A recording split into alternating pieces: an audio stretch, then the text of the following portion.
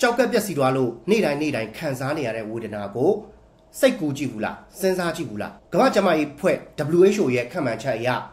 2030မှာကမ္ဘာပေါ်မှာလူအသေးအများဆုံးအသေးအပြောက်အများဆုံးယောဂ5ခုထဲကတစ်ခုကကြောက်ကက်ယောဂကြောင်းဆိုပြီးတော့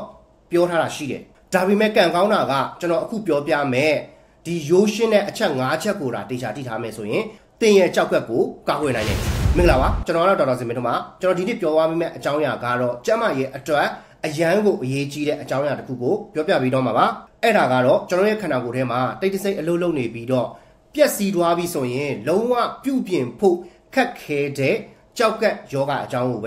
ဲပြောပြပြီးမှာဖြစ်ပါတယ်အမေရိကန်လိုနိုင်ငံကြီးမှာတောင်မှအခုအချိန်မှာကြောက်ကက်ယောဂ10ယောက်မှာ9ယောက်လောက်ကကိုယ့်နဲ့ကိုကြောက်ကက်ယောဂဖြစ်နေမှအစပိုင်းမှာမတိကြပါဘူးဒါကြောင့်မလို့လဲကြောက်ကက်ယောဂကိုအတန်တိတ်လူတက်သမားဆိုင်းလန်းကေလာလို့တော့တင်စားပြောကြတယ်ဘာဖြစ်လို့လဲဆိုရင်ကြောက်ကက်ယောဂအရန်ဆိုးတဲ့အချိန်ကြာမှာယောဂလက္ခဏာတွေကိုပြတတ်လို့ပါဒါကြောင့်မလို့ဒီနေ့မှာကျွန်တော်ကြောက်ကက်အကြောင်းကိုလူတိုင်းနားလည်လွယ်အောင်ဒီအချက်5ချက်နဲ့တေချာလေးပြောပြပြီးတော့မယ်နံပါတ်1ကတော့ခန္ဓာကိုယ်ရဲ့တန့်စင်ရေးစက်ရုံနံပါတ်2ကတတိပြုရမယ့်ရှေ့ပြေးလက္ခဏာတွေနံပါတ်3ကယောဂရှိမရှိဘယ်လိုဆက်ရမလဲနံပါတ်4ကဘယ်သူတွေပို့ပြီးအနေရရှိလဲနံပါတ်5ကကြောက်ကက်ကိုကာကွယ်နိုင်မယ့်နည်းလမ်းတွေအဲ့တော့ဒီအချက်လေးတွေကိုအသေးစိတ်ပြောပြဖြစ်တဲ့အတွက်ကြောင့်မလို့ဗီဒီယိုအဆုံးထိကြည့်ပေးစေချင်ပါတယ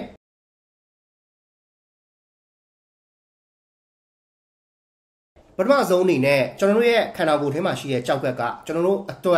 အသက်ရှင်ရပ်တည်ဖို့အတွက်ဘယ်လောက်ထိအရေးကြီးလဲဆိုတာကိုနားလည်ထားဖို့လိုတယ်ကြောက်ကက်ကိုကျွန်တော်တို့က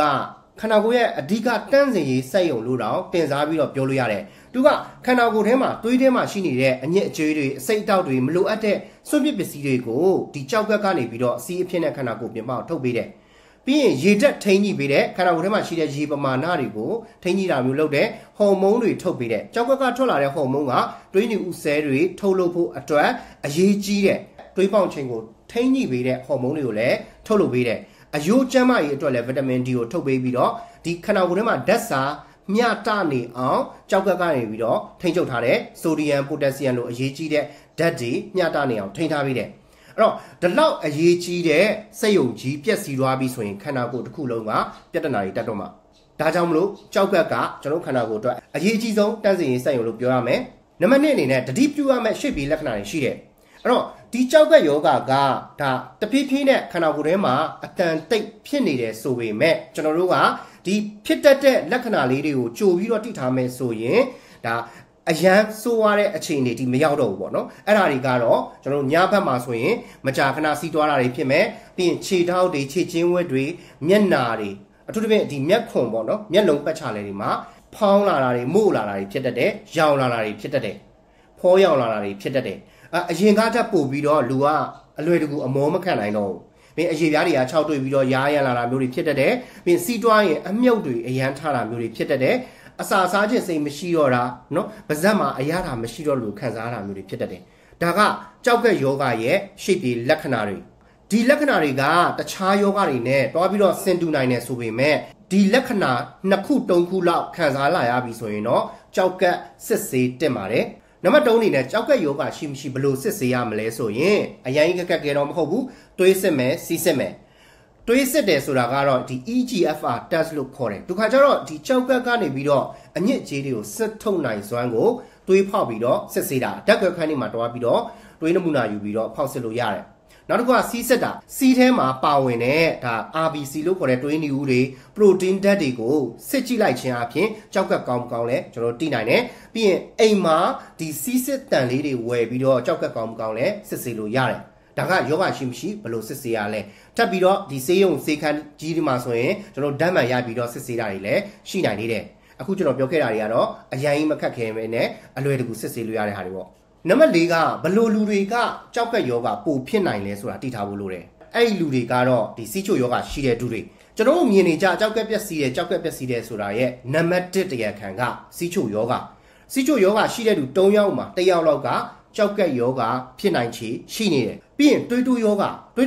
တေချာလေးမထိန်ချုပ်ဘူးမကုတဘူးဆိုရင်ကြောက်ကက်ထဲမှာရှိတဲ့တွေးကြောလေးတွေကပြက်စီးပြီးတော့ကြောက်ကက်ဒဏ်ရာရသွားနိုင်တယ်ကြောက်ကက်ပြက်စီးသွားနိုင်တယ်တွေးတိုးယောဂရှိတဲ့သူ9ယောက်မှာ1ယောက်လောက်ကကြောက်ကက်ယောဂဖြစ်နိုင်ချေရှိတယ် ဒီလိုပဲတခြားနှလုံးယောဂရှိတဲ့သူတွေအဝလွန်တဲ့သူတွေမိသားစုထဲမှာကြောက်ကက်မျိုးရိုးရှိတဲ့သူတွေကလည်းပဲကြောက်ကက်ယောဂဖြစ်နိုင်ခြေပိုများပါတယ်နံပါတ်5ကတော့ကြောက်ကက်ကိုကာကွယ်နိုင်မဲ့နည်းလမ်းကောင်းတွေတည်ထားဖို့လိုတယ်ဒီကြောက်ကက်ကလုံးဝပျက်စီးပြီးသွားတယ်ဆိုရင်ပြန်မကောင်းနိုင်ဘူးဆိုပေမဲ့စောစီးတိထားတယ်ဆိုရင်တော့ကျွန်တော်တို့ဖြစ်နေတဲ့ယောဂကိုပုံမဆိုးတော့အောင်ကာကွယ်လို့ရတယ်ဒါမှမဟုတ်အစောကြီးကလေးကမျိုးရိုးရှိတယ်ဆိုရင်တစ်နှစ်တစ်ခါလောက်ပုံမှန်ဆက်ဆေးမယ်ဆိုရင်ကြိုတင်ပြီးတော့ကာကွယ်ထားလို့ရတယ်အဓိကကတော့ကျန်းမာတဲ့စားတောက်မှုပုံစံတွေလိုတဲ့အငံများတဲ့အစားအစာတွေ ready made အစားအစာတွေကိုရှောင်ဖို့လိုတယ်အဲ့တော့စားဖို့လည်းတစ်နေ့ကိုလက်ဖက်ရည်စွန်းတစ်စွန်းထပ်ပို့ပြီးတော့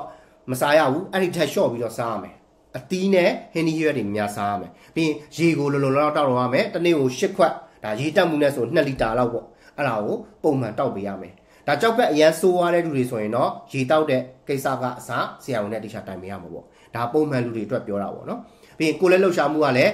တပတ်ကိုမိနစ်150ပေါ့နော်2နာရီခွဲလောက်တော့လှုပ်တင်တယ်ပေါ့နော်ပြီးရင်စိတ်လိမ့်တဲ့အရက်ကိုလည်းရှောင်ကျင်တာမျိုးတွေလုပ်ရမယ်ပြီးအကိုက်ခဲပြောက်ဆေးတွေကိုလည်းကိုယ့်တဘောနဲ့ကိုယ်ပုံမှန်ဆွဲတောက်တာမျိုးတွေမလုပ်တင်ဘူးပုံမှန်ကျန်းမာရေးလည်းစစ်ဆေးရမယ်ကျွန်တော်ပုံမှန်ပြောခဲ့လို့ပဲဒါကြောက်ကက်ယောဂဖြစ်နိုင်ခြေရှိတဲ့လူတွေတွေးတိုးစီချိုနှလုံးသမားတွေကတစ်နှစ်တစ်ခါလောက်ကြောက်ကက်ကောင်းကောင်းပြန်စစ်တက်တယ်အဲ့တော့ကျွန်တော်ပြောခဲ့တာတွေကိုမှတ်ထားမယ်နော်နံပါတ်1ကကြောက်ကက်ကခန္ဓာကိုယ်ရဲ့တန့်စင်ရေးစက်ရုံလို့တင်စားထားတာမမှားဘူးခန္ဓာကိုယ်ထဲမှာ24နာရီအလုပ်လုပ်ပြီးနေတဲ့အရေးကြီးအစိတ်ပိုင်းတစ်ခုဖြစ်တယ်နောက်နံပါတ်2ကတော့တတိပြုထားရမယ်ရှေ့ပြေလက္ခဏာလေးတွေရှိတယ်အဲ့ဒါတွေကိုလည်းကျွန်တော်တို့က2ခု3ခုလောက်ရှိလာပြီဆိုရင်ကြောက်ကက်မဖြစ်မနေစစ်ဆေးတင်တယ်ကြောက်ကက်ယောဂရှိမရှိဘယ်လိုစစ်ဆေးရမလဲဆိုရင်လည်းပဲဒီတွေးဆက်တာနဲ့စီးဆက်တာလုပ်ရင်ကျွန်တော်တို့ကြောက်ကက်ရဲ့အခြေအနေကိုသိနိုင်ပါတယ်ဘဒုတွေမှာပိုအန်ရရှိလဲဆိုရင်တွေးတိုးယောဂစီချိုယောဂတွေနှလုံးယောဂအဝလွန်တဲ့သူတွေပြီးရင်မိသားစုတွေမှာကြောက်ကက်ယောဂရှိတဲ့သူတွေဒါတွေကတတိထားရမယ်ဘယ်လိုကာကွယ်ရမလဲဆိုရင်ကျွန်တော်တို့အဓိကတော့ကျန်းမာတဲ့စားတောက်မှုပုံစံမျိုးတွေတတိထားဖို့လိုတယ်အထူးသဖြင့်စားကိုလျှော့စားပေးရမယ်ပေါ့နော်ပြီးရင်ရေလုံလုံလောက်များဆစားတောက်ပေးရမယ်ကိုယ်လက်လှုပ်ရှားမှုတွေလုပ်ပေးရမယ်စိတ်လေးရက်ရှောင်မယ်အကိုက်ခဲပြောက်ဆေးတွေကိုကိုယ့်အနေကိုဆွဲတောက်တာမလုပ်နဲ့ပုံမှန်ကျန်းမာရေးစစ်ဆေးဖို့လိုတယ်နိကုံချုပ်ပြောရမယ်ဆိုရင်တော့ကြောက်ကက်ယောဂဖြစ်ပြီဆိုရင်ကျွန်တော်တို့ကအတန်တိတ်လူတက်ဓမ္မဆိုင်းလက်ကေလာလို့တင်စားထားကြတယ်ဆိုပေမဲ့ကျွန်တော်အပေါ်မှာပြောခဲ့တဲ့အချက်တွေကိုအချိန်မီသိရှိပြီးတော့စစ်ဆေးပေးနိုင်မယ်ဆိုရင်တော့ကြောက်ကက်ယောဂကြီးကြီးမားမဖြစ်အောင်ကာကွယ်ပေးလို့ရတယ်ကြောက်ကက်ယောဂဖြစ်နေပြီဆိုရင်လည်းကြီးမားမဆိုးဝါးအောင်ကာကွယ်ပေးနိုင်ပါတယ်ကြောက်ကက်ယောဂကိုစောစောကူးလိုက်မယ်ဆိုရင်ကြောက်ကက်ဆေးရတဲ့အခြေအနေတိကြောက်ကက်အစားထိုးပြီးလဲရတဲ့အခြေအနေတိမရောက်တော့ဘဲနဲ့ယောဂတိုးတက်မှုကိုနှွေးကွေးသွားအောင်လုပ်လို့ရတယ်ဒါကြောင့်မလို့အာယူကီဒနီโอเคဆိုပြီးတော့စောင်းပုတ်လေးရှိတယ်တင်းကြောက်ကက်တွေကျန်းမာရဲ့လားဆိုပြီးတော့တို့စောင်းပုတ်လေးထုတ်ထားတာရှိတယ်ဒါကြောင့်မလို့ဒီနေ့ကနေစပြီးတော့ကိုယ့်ရဲ့ကြောက်ကက်ကျန်းမာရေးကိုဂရုစိုက်ကြပါလို့တိုက်တွန်းချင်ပါတယ်ကျွန်တော်ဆက်ပြီးတော့ကျန်းမာရေးဗုဒ္ဓတွေကိုဒီဒေါက်တာလွိုင်ကော channel ကနေဆက်ပြီးတော့မျှဝေပေးမှာဖြစ်တဲ့ကြောင့်မလို့ channel လေးကို like subscribe လုပ်ထားပေးကြပါဗီဒီယိုဒီတိကြည့်ပေးတဲ့ကြောင့်မလို့ကျေးဇူးတင်ပါတယ်အဆအဆရရအဆင်ပြေပေးခင်ပါစေ